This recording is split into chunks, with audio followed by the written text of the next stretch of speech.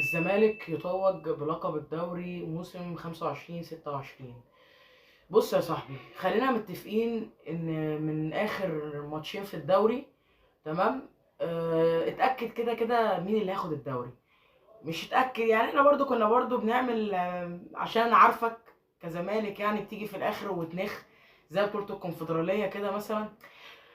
فاحنا كنا بنعمل ان سيراميكا ممكن يعملها. سيراميكا طبعا النهارده نازل الماتش، انا اتفرجت على الماتش على فكره.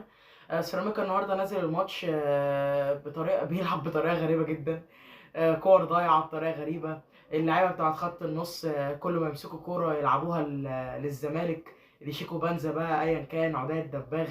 الكوره دي بشوفها كتير بيغلطوا، اللعيبه بتلعب بطريقه غريبه كده. حسين السيد طول الماتش فاتح، مفيش لاعب عمال يلعب له كوره.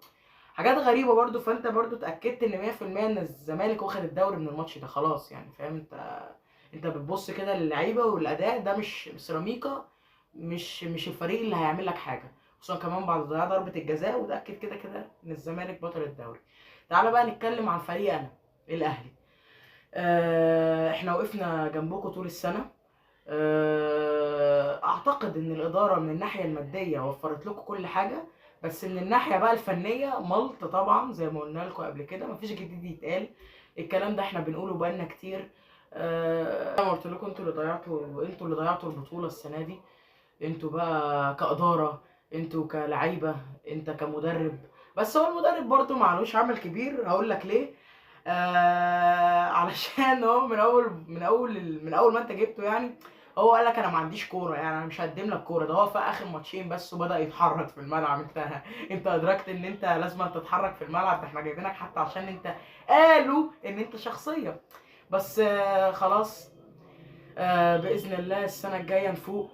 آه نقدم حاجه.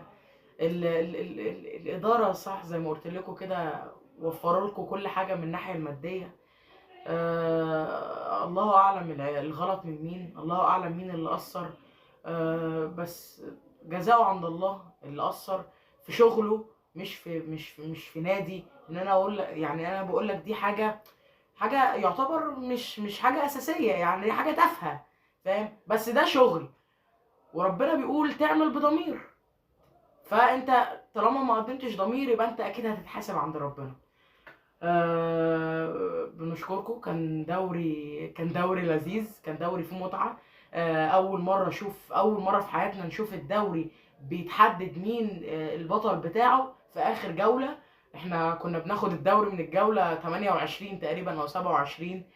آه، كان دوري لذيذ والله، بس كان في حاجات عبثية كتير من الحكام والقرارات الغريبة اللي اتاخدت وأوسكار ومعرفش ايه. باذن الله السنه الجايه نقدم اداء.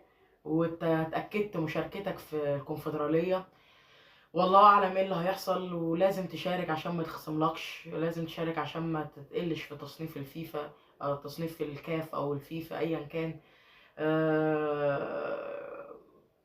يعني حاول تاخدها السنه الجايه الكونفدراليه. يعني انت اكيد لازم تاخدها، لما تشارك فيها اكيد لازم تاخدها.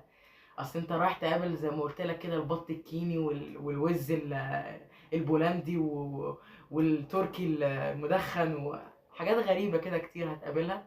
فانت لازم تاخد البطولة يعني. ربنا معانا السنة الجاية، وربنا يوفقنا احنا بقى في كأس العالم. نشوف هنقدم هنقدم محتوى بإذن الله عن كأس العالم. وبس كده. سلام.